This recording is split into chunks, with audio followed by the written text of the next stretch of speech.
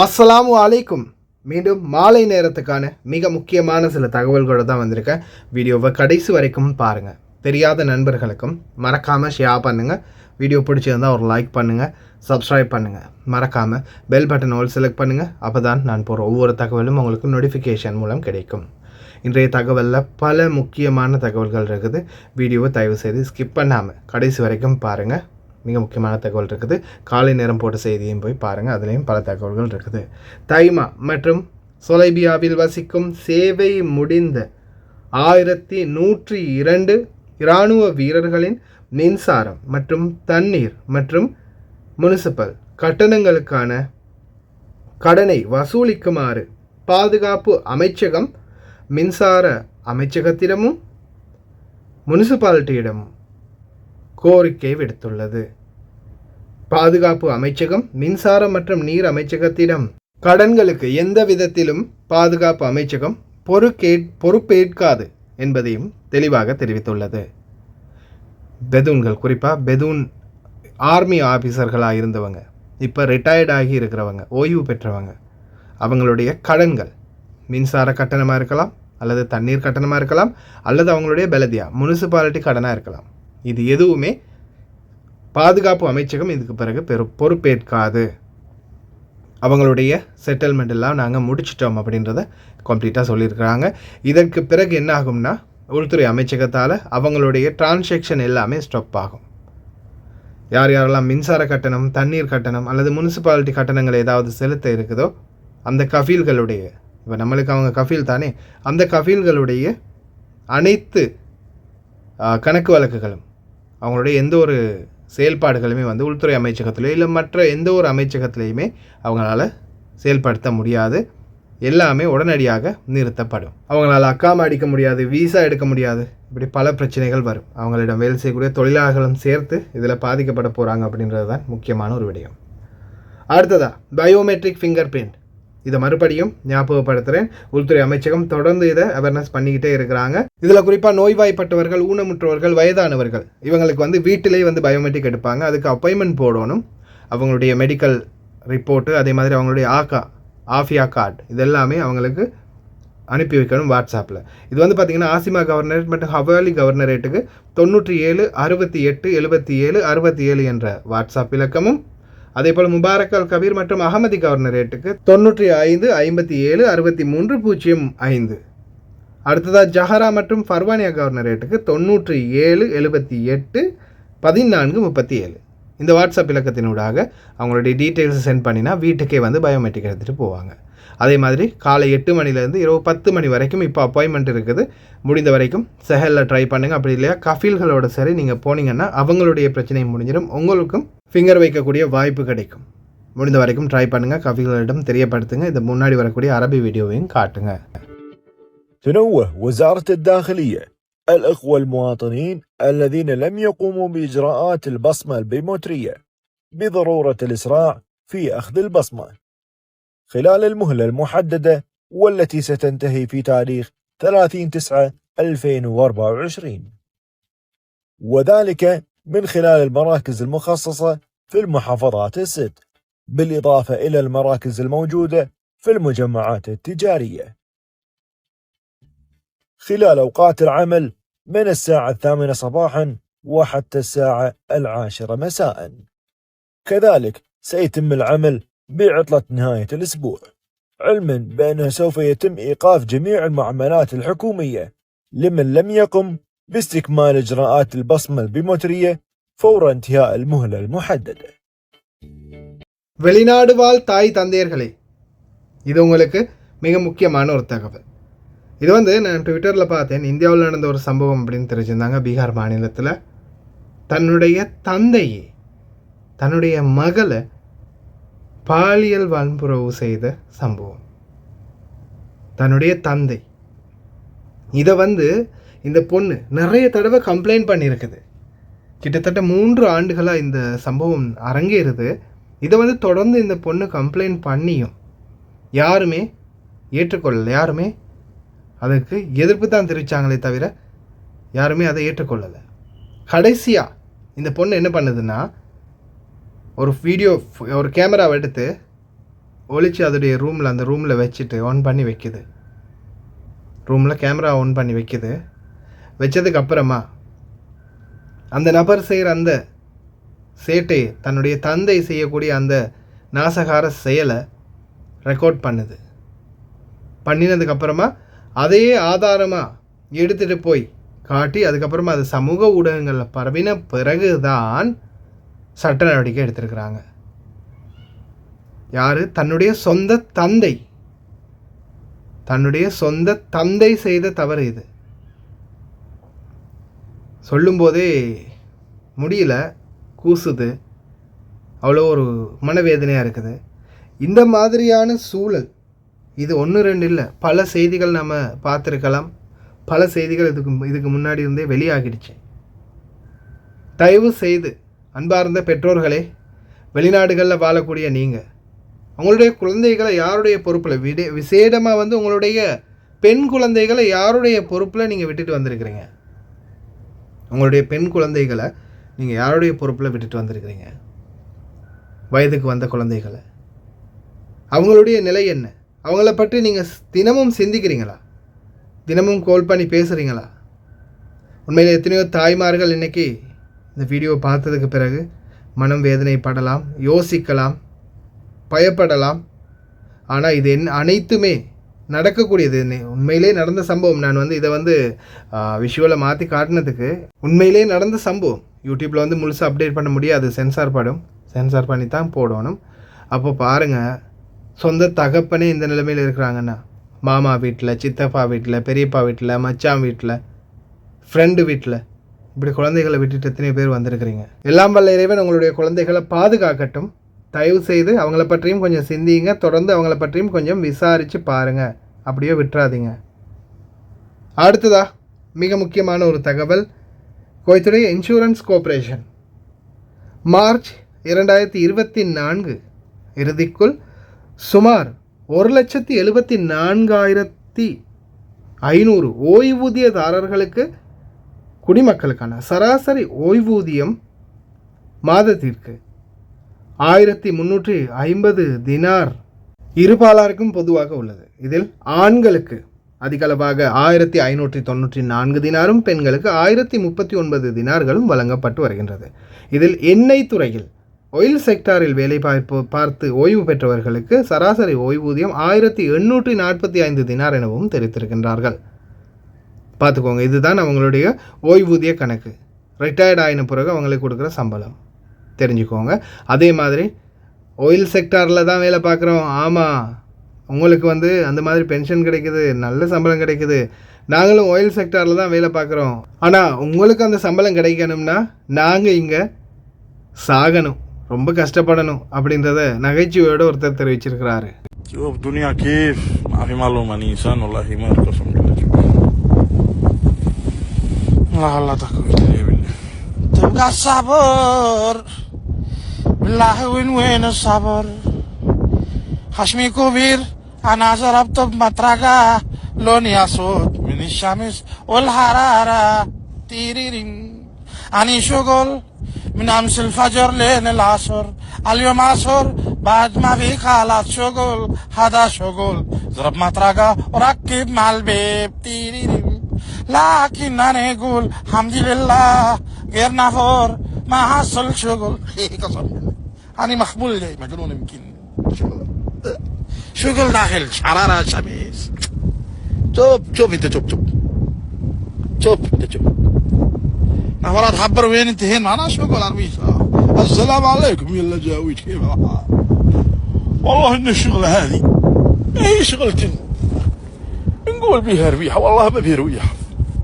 انتوا يا شباب لا تفكرون تشتغلون في الحكومة بس، والله حتى في المجال الخاص هذا زين بس دي صبر حرارة موت شمس قسم بالله ما في معلومة. الحين لك هذا أغنية مشانني جمل جمل جمل سفينة أنا جمل صحيح كلام قسم بالله ما في إنسان ضب، ما في معلوم ضب هذا، ما في جمل، ما في معلوم قدري سيح شمس حرارة موت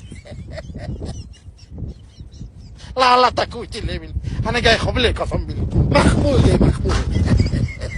காமெடியாக சிரிச்சுக்கிட்டே சொன்னாலும் உண்மையான நிலைமை அதுதான். அவங்க அந்த வெயிலில் கிடந்து காஞ்சி கஷ்டப்பட்டு அந்த எண்ணெயை வெளியே கொண்டு வந்தால் தான் இவங்களுக்கு இந்த மாதிரி சம்பளம் கிடைக்கும். அதே போல் வடிகான்களுடைய சுத்திகரிப்பு வேலைகள் இப்போ ஆரம்பிச்சிருக்குது பல பகுதிகள்லையும். எதிர்வரும் நாட்களில் மழை வரப்போகுது அப்படின்றத உறுதிப்படுத்துகிற விதமாக பொதுப்பணித்துறை இப்போ ஆரம்பிச்சிருக்காங்க வடிகால்களை சுத்தம் பண்ணுற வேலைகளை. இந்த வடிகான்கள் சுத்திகரிப்பில் சிலவங்க என்ன பண்ணுவாங்கன்னா சுத்திகரிச்சுட்டு அந்த மேன்ஹோலை மூடாமல் போயிடுவாங்க, இல்லைனா சரியாக மூடாமல் கூட போயிடுவாங்க. இந்த மாதிரி சம்பவங்களும் நடக்கும். மேன்ஹோல்கள் அதே மாதிரி குப்பைகளை கூட்டி தள்ளுறதோ அல்லது குப்பைகளை போடுறதையும் தவிர்த்துக்கோங்க. ஏன்னா ஒருவேளை நீங்கள் இயற்கையாகவே சேராமல் செயற்கையாக போட்ட குப்பை மாதிரி அந்த இடத்துல பிடிபட்டுச்சுன்னா அதற்கும் அபராதம் விதிப்பாங்க வீட்டுக்கு முன்னால் இருந்துச்சுன்னா. அதே போல் மேன்ஹோல்களை நல்லா மூடுவாங்களான்னு தெரியாது. தயவு செய்து ரொம்ப கவனம். அதுக்கு மேலால் வண்டி ஓட்டிகிட்டு போகக்கூடியவங்களும் இந்த மாதிரி மேன்ஹோல் இருந்துச்சுன்னா அதுக்கு மேலே வண்டியை ஏற்றாதீங்க. அதே போல் நடைபாதைகள் நடந்து போகிறவங்களும் தயவு செய்து இந்த வடிகான்களுக்கு மேலால் நடக்காதீங்க. அந்த வடிகான்களுடைய மூடிகள் இருந்தாலும் மூடியே தான் இருந்தாலும் தயவு செய்து அதுக்கு மேலே நடக்காதீங்க. தயவு செய்து ரொம்ப கவனம். அதே மாதிரி குப்பைகளை போடாதீங்க. அப்படி குப்பைகள் போட்டு பிடிபட்டாலும் 500 தினார் அபராதம் ஞாபகத்தில் வச்சுக்கோங்க. இதோ திருடனின் சங்கதியை சொல்லும் முஜிபுர் ரஹ்மான். 3 நாட்களுக்கு முன்னர் முன்னாள் அமைச்சர் மனுஷ நாணயக்காரவும் அஸ்லம் என்பவரும் வெளிக்கடை சிறைச்சாலைக்கு சென்று 5 வருடங்களாக குற்றச் செயல்கள் தொடர்பில் விளக்கமறியலில் வைக்கப்பட்டுள்ள சந்தேக நபரை சந்தித்துள்ளனர். சந்தேக நபரை சந்தித்தவர்கள் கொழும்பில் வீடு தருவதாகவும் வாகனம் வழங்குவதாகவும் மேலும் பணம் வழங்குவதாகவும் பிணை வழங்குவதற்கான அனைத்து ஏற்பாடுகளையும் முன்னெடுப்பதாகவும் எனினும் எனக்கு எதிராக வாக்குமூலம் வழங்குமாறும் கூறியுள்ளனர். எனக்கு எதிராக வாக்குமூலம் வழங்குமாறும் அனைத்து ஏற்பாடுகளையும் செய்து தருவதாகவும் தெரிவித்துள்ளனர். குற்றச்செயலில் கைது செய்யப்பட்ட 5 வருடங்களாக சிறைச்சாலையில் உள்ள நபரிடம் எனக்கு அந்த குற்றச்செயலுடன் தொடர்புள்ளதாக வாக்குமூலம் வழங்குமாறு கோரியுள்ளனர். முன்னாள் அமைச்சர் மனுஷ நாணயக்கார அந்த நபரை சந்தித்தமை தொடர்பில் ஆதாரங்கள் என்னிடம் உள்ளது. சபாநாயகரே, இது மிகவும் மோசமான நிலைமை. என்னை விளக்கமறியலில் வைப்பதற்கு அவ்வாறு இல்லையெனில் என்னை கலங்கப்படுத்துவதற்கு அமைச்சர் மனுஷ நாணயக்காரவிற்கு அல்லது ரணில் விக்ரமசிங்கவிற்கு ஏதேனும் தேவைகள் உள்ளனவா என தெரியவில்லை. சூழ்ச்சியான செயற்பாடுகள் தற்போது முன்னெடுக்கப்படுகின்றவை எனக்கு புரிகிறது. நான் ஆதாரம் இல்லாமல் பேசவில்லை. இந்த திட்டம் பற்றி ஆதாரத்துடன் பேசுகின்றேன். அந்த ஆதாரத்தை நாளை காலை கொழும்பு குற்றப்புலனாய்வு திணைக்களத்திடம் கையளிப்பேன். எனது உயிருக்கு ஏதேனும் ஆபத்து ஏற்பட்டால் ரணில் விக்ரமசிங்க அதற்கு பொறுப்பு கூற வேண்டும் என்பதனை பகிரங்கமாக நான் கூறுகின்றேன். மனுஷ நாணயக்கார மிகவும் ஊழல் நிறைந்த அமைச்சர். பெண்களை வெளிநாடுகளுக்கு அனுப்புவதாக கூறி ஒரு பெண்ணிடம் 75,000 ரூபாய் பெற்ற ஊழல்வாதி. இஸ்ரேலுக்கு அனுப்புவதாக கூறி 90,000 ரூபாவை பெற்றார். இந்த 2.5 ஆண்டுகளில் அவர் சம்பாதித்ததை போன்று ராஜபக்ச குடும்பம் கூட சம்பாதித்ததாக நான் நினைக்கவில்லை. ஹவ்லாக் சிட்டியில் அவருக்கு அபார்ட்மெண்ட் ஒன்று இருக்கின்றது. அது எமக்கு தெரியும். கொழும்பு குயின்ஸ் வீதியில் ரெஸ்டாரண்ட் இருக்கின்றது. அவர் இன்னும் காணிகளை வாங்கியுள்ளார். அது எமக்கு தெரியும். நாம் இவ்வளவு காலமும் இது பற்றி கதைக்காமல் இருந்தோம். இது இவ்வாறாயினும் இந்நாட்டிலிருந்து வெளிநாடு செல்லும் பெண்களிடம் கொள்ளையடித்ததற்காக 21ஆம் தேதிக்கு பின்னர் அவர் சிறைக்கு செல்ல நேரிடும். ரணில் விக்ரமசிங்க கதைக்கும் உன்னதமான அரசியல் இதுவா? நாம் காட்டிக் கொடுப்பவர்கள் அல்ல. கோட்டாபய ராஜபக்சவின் காலகட்டத்தில் உயிர்த்த ஞாயிறு தாக்குதல் தொடர்பில் எங்காவது எனது தொலைபேசி இலக்கம் தொடர்புபட்டுள்ளதா என பல மாதங்களாக தேடினர். நான் போகும் இடமெல்லாம் வருவார்கள். என்னை சிக்க வைப்பதற்காக அவ்வாறு செய்தனர். என்னை பிடிப்பதற்கு. அது கோட்டாபய ராஜபக்ச இருந்த காலத்திலும் நாம் முன்னால் வந்து அரசியலில் ஈடுபட்டதோடு கோட்டா கோ ஹோம் எனும் டேக்லைனை கூட நான் பரிந்துரை செய்தே உருவாக்கப்பட்டது. அது அனைவருக்கும் தெரியும். அந்த சந்தர்ப்பத்தில் நாம் அவ்வாறே செயற்பட்டோம். அவ்வாறு பின்னோக்கி செல்வதில்லை. ஆகவே சபை முதல்வரே, நான் இதை உங்களிடம் கேட்டுக்கொள்கின்றேன். சபாநாயகரின் கவனத்திற்கு இதனை கொண்டு வாருங்கள். මං කියන්නේ අවුරුද්දකට සැරයක් ඔබව ග්‍රේඩ් කරගන්න පුළුවන් නම් මම level 3 ඩොමෙස්ටික් වර්කර් කෙනෙක්. අංක 3 මට්ටමේ මම ගෘහ සේවිකා. මම අංක 2 කෙනෙක්. මම අංක 1 කෙනෙක්. උයන්නත් පුළුවන් මේ සේරම පුළුවන් නම් එයාට අංක 1, අංක 2, අංක 3. අපි ඒවලට අවම වැටුප් තීරණය කරමු මේ වගේ කෙනෙක් නම්. ඒ වගේ වැඩපිළිවෙල මම මේ මගේ හිතේ තියෙන දේ කියන්නේ මේක අවසාන දේ නෙවෙයි. ඔබයි යෝජනා කරන්න ඕනි. එතකොට ගෙදරක වැඩ කරන නම් ඔයාට කාඩ් එකක් තියෙනවා. ඕන ගෙදරක ගිහලා වැඩ කරන්න මම ඩොමෙස්ටික් වර්කර් කෙනෙක්. මම ගෙදරක වැඩ කරන්න මට ලයිසන් එකක් තියෙනවා. මේකට කියන්නේ අපි ප්‍රැක්ටිෂනර් ලයිසන් එකක් කියලා. ඒ කියන්නේ මට වැඩ කරන්න බලපත්‍රයක්. දොස්තර කෙනෙකුටත් දොස්තර උණයි කියලා වැඩ කරන්න බෑ. වෛද්‍ය සභාවේ ලියාපදිංචි වෙලා බලපත්‍රයක් ඕන. නීතිඥයෙක් වුණාට නීති උපාධිය කරාට බෑ ප්‍රැක්ටිස් කරන්න. ඇටර්නියට් ලෝ එක කරලා Tamanට තියෙන ඕනේ නීතිඥ බලපත්‍රයක්. ඒ වගේ ඔබටත් බලපත්‍ර ක්‍රමයක් ඔබ විසින්ම හඳුන්වා දෙනවා. என்ன சொல்கிறாருன்னா கிரேட் கொடுக்க போகிறாராம். எனக்கு சமையல் தெரியும், எனக்கு ஒரு புதிய சர்டிஃபிகேட் ஒன்று கிடைக்கும், நான் சமையல் தெரிஞ்சவன், நான் கிரேட் 1, கிரேட் 2, கிரேட் 3 ஆனால் பைத்தியக்கார பயல இந்த நாட்டில் வந்து நீ என்ன தான் சர்டிஃபிகேட் கொடுத்தாலும் கிரேட் கொடுத்தாலும் இந்த நாட்டில் ஹத்தாமா சாயிக் தாலி ஹமாரா கல்ப் ஹைவான் இப்படி தாங்க விட போகிறாங்க. Madam certificate madam, grade 1 madam, please come, please cook அப்படி நான் சொல்ல போகிறாங்க. இந்த மாதிரி பொய்யை சொல்லியே கடைசி வரைக்கும் மக்களை ஏமாற்றி எவ்வளோ கொள்ளையடிச்சிருக்காங்கன்னு பார்த்தீங்களா? மஹிந்த ராஜபக்சோட குடும்பம் திருடினத்தையும் விட அதிகமாக சொத்து சேர்த்துருக்கிறாப்புல, திருட்டு பயப்பில். அதுக்குள்ளே டொஃபி சாக்லேட் கொடுத்து சிகப்பு கம்பளம் விரித்து மலர் மாலைகள் அணிவிச்சு வந்து நாட்டுக்கு அனுப்பி வைப்பாங்களாம், வெளிநாட்டுக்கு. இந்த மாதிரி கொள்ளையடிச்சா நாட்டு பெண்களை விற்று பொழைப்பு நடத்தினா மலர் மாலை மட்டுமா அனுபவிக்க முடியும்? தங்கத்தில் செயினொன்னே போட்டுலாம் அனுப்ப முடியும். ஆனால் இந்த திருடன்களை எப்படியாவது இந்த நாட்டில் இருந்து விரட்டி அடிக்கிறதுக்கும் இவனுங்களை தூக்கி ஜெயிலில் போடுறதுக்கும் நிச்சயமாக நாட்டில் இவன்களுக்கு சாதகம் இல்லாத அரசியல் வரணும். ஆனால் வருமானு பார்த்தா சோறு சாப்பிட்ற எரும மாடுகள் கொஞ்சம் இருந்துக்கிட்டு எங்களுக்கு தெரியாதா யார் என்ன செஞ்சாங்க? எல்லாமே செஞ்சது ரணில் தான். ரணில் தான் எல்லாமே செஞ்சார். என்ன செஞ்சாரோ தெரியல. ගැන හිතන්න දෙයක් නෑ. අනුර කරපු දෙයක් නැති හින්දා. හොරෙක්ද?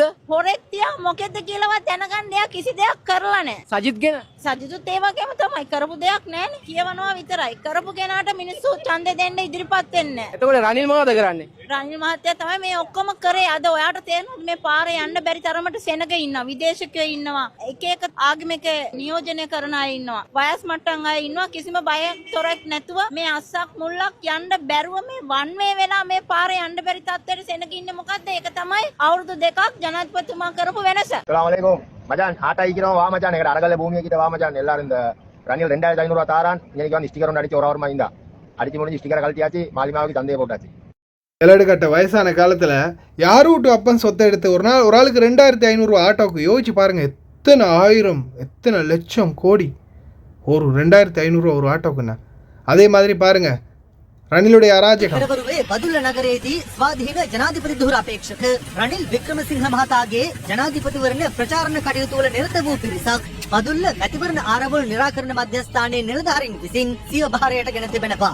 මොවුන් එම ප්‍රදේශයේ පදිංචිකරුවන් නොවන අතර මැතිවරණ නීති කඩ කරමින් අපේක්ෂක ප්‍රවර්ධන කටයුතු වල නිරත වී ඇති බවටයි අනාවරණ වී ඇත්තේ. අදාළ පුද්ගලයන් සම්බන්ධයෙන් නීතිමය ක්‍රියාමාර්ග ගැනීම සඳහා එම පිරිස බදුල්ල පොලිසියට බහර දී තිබෙන අතර එම ස්ථානයට පැමිණි රාජ්‍ය අමාත්‍යවරයෙකු ඔවුන් මුදාගත් බවටද තොරතුරු වාර්තා වනවා.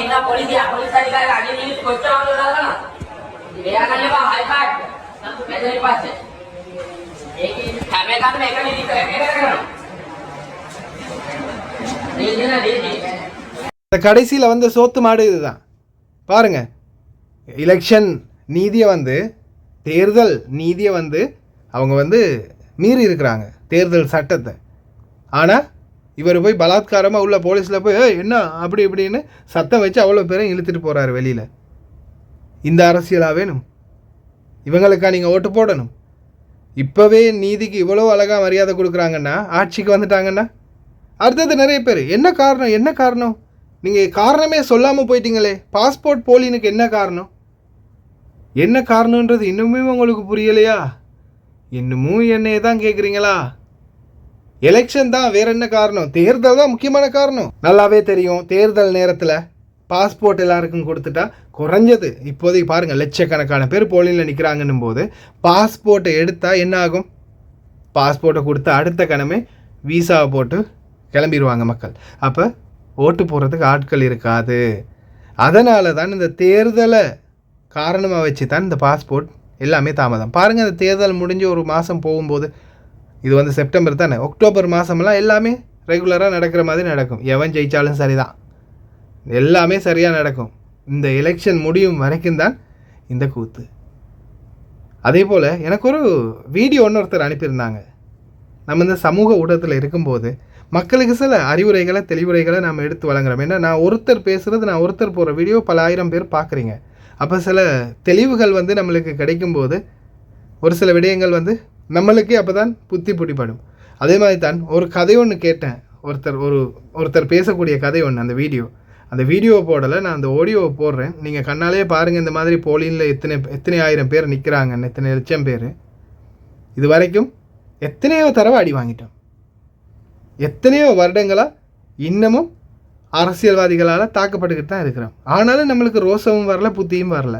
இந்த கதையாவது கொஞ்சம் கேளுங்களேன். சின்ன நல்ல நல்ல கதையெல்லாம் அவர் சொன்னார், நல்ல உருக்கமா சொன்னார். நான் ஒரு கதை படிச்சேன். காட்டுல இருந்த சிங்கம் என்ன பண்ணுச்சான், நரிய கூப்பிட்டு பசிக்குது சாப்பாடு கொண்டாரு. இப்ப சிங்கம் கூட ஸ்விக்கியில ஆர்டர் பண்ற பழக்கத்துக்கு வந்துருச்சு. சமைச்செல்லாம் தானா தேடி சாப்பிடுறது கிடையாது, ஆர்டர் பண்றது தான். அது நரிய கூப்பிட்டது, பசிக்குது ஒரு சாப்பாடு கொண்டா போ அப்படின்னு. இந்த நரி பார்த்தது எல்லாம் இழிச்ச வாய கொண்டு போய் நம்ம கரெக்டா மகாராஜாட்ட விடலாம் அப்படின்னு இப்படி இப்படி தேடி பார்த்த போது ஒரு கழுதை கிடைச்சது காட்டுல. அந்த கழுதை கிட்ட போய் சொல்லிச்சு, உன்னை அரசராக்கிறதா சிங்கம் முடிவு பண்ணிரு, அதனால நீ வந்து பாரு, உன்னை பேசணும், பேச்சுவார்த்தைக்கு கூப்பிட்டு இருக்குது வா. இந்த கழுதை போலாமா? என்னைக்காவது சிங்கம் அதனுடைய சிம்மாசனத்தை விட்டுட்டு இந்த கழுதையை அரசராக்குமா? ஆக்காது. இந்த கழுதை நினைச்சது, அப்படியா என்ன மகாராஜா ஆக்குற ஐடியா இருக்காரா அப்படி. நரி கூப்பிட்டதேன்னு போச்சு. போன உடனே சிங்கம் வெடுக்குன்னு பாஞ்சது பாருங்க, 2 காது காணும். அது பாஞ்ச வேகத்துல தட்டம் முடிச்சோன்னு ஓடிச்சு. இந்த கழுதை அடிச்சு புரண்டு ஓடிச்சு. நரிய பார்த்து புடிச்சிட்டு வர. நரி பின்னாடியே போய், அவசரப்பட்டுட்டியே, நான் தப்பிச்சதே பெரிய விஷயம், காது போச்சுன்னு. கிரீடம் வைக்கிறதுக்கு வசதியா காது இருக்கிறது இடங்களா இருக்கேன்னு எடுத்தாரு. இந்த காது இருந்தா கிரீடம் வைக்க முடியாதேன்னு தான் மகாராஜா எடுத்தார். நீ அவசரப்பட்டு தப்பா புரிஞ்சுக்கிட்ட, புரியுதா? உனக்கு ராஜா ஆக்கணும்னா கிரீடம் வைக்கணும் இல்ல, இந்த காது இருந்தா இடங்கள் இல்லையா, அதை எடுத்தாரு. புத்தி இல்லாம நீ போய் ஓடியாந்துட்டியே, அப்படியா? உன்னை மறுபடியும் கூட்டு வர சொன்னார். அப்படி போச்சு கழுது. மறுபடியும் பாஞ்சது பாருங்க, கழுதை திரும்பி ஓடிச்சு, வால் மாட்டிக்கிச்சு, வால் அறுந்துருச்சு, ஓடிய போச்சு கழுது. மறுபடியும் நரி போய் சொல்லுச்சு, உன்னை புத்திய திருத்த முடியாது இல்ல, வாழை சாப்பிட்டுடுச்சு, புடுங்கிடுச்சு, என்னை கொன்னுடுமோன்னு பயமா இருந்தது. நீ சிம்மாசனத்துல கம்ஃபர்டபுளா உட்காரணும் இல்லையா, அதுக்கு வால் இடங்களா இருக்கும்னு தான் வாழை ஆபரேட் பண்ணி எடுத்திருக்கிறாரு. உனக்கு ரொம்ப அவசரம். இப்ப நான் சொல்றதை நீங்க புரிஞ்சுக்கணும், ஒவ்வொரு எலெக்ஷனும் இதுதான்.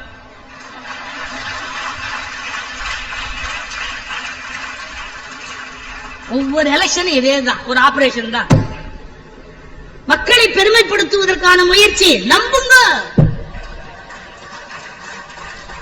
கழுதை சொல்லுச்சு, எனக்கு வால் காணுமே, வால் போயிருச்சு, அதான் உனக்கு சௌரியமா சிம்மாசனத்துல உட்கார முடியும். உன்ன மாதிரி ஒரு அறிவு கெட்ட கழுதை ஏன் வேக வேகமா ஓடியார, நம்பு மகாராஜாவை, நம்பு, புறப்பட்டு வா அப்படின்னு. உடனே என்ன பண்ணிச்சு, மறுபடியும் கழுதை வந்தது பாருங்க, ஒரே அடி சிங்கம் கழுது செத்து போச்சு. செத்த உடனே அது நரிய பார்த்து சொல்லுச்சு, இத கரெக்டா தோலெல்லாம் எடுத்துட்டு நான் சாப்பிடுற மாதிரி குடலு, ஈரல், ஹார்ட், மூளை சாப்பிடுற மாதிரி எடுத்துட்டு வா போ அப்படின்னு. நரி எல்லாத்தையும் உரிச்சிட்டு மூளையை தின்னுடுச்சு. நரி சாஃப்ட் டிஷ்யூ, நரி சாப்பிட்டுடுச்சு. குடலு, ஈரல், நெஞ்சு எல்லாம் கொண்டாந்து சிங்கத்துக்கு கொடுத்தது. சிங்கம் பசியில சாப்பிட்டுட்டு மூளை, கழுதைக்கு மூளை இருந்தா அது 3வது தடவை வந்திருக்குமா?